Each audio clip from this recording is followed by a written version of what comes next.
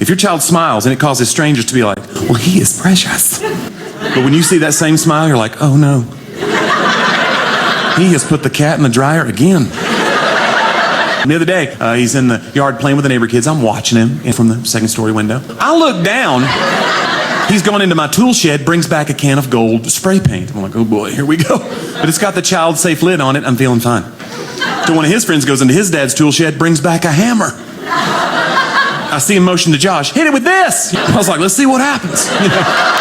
Y'all, he hit that can, he was instantly gold. It's amazing how fast a person can become gold. Comes in all upset. I'm supposed to comfort him, I'm like, get up here, buddy, you're okay.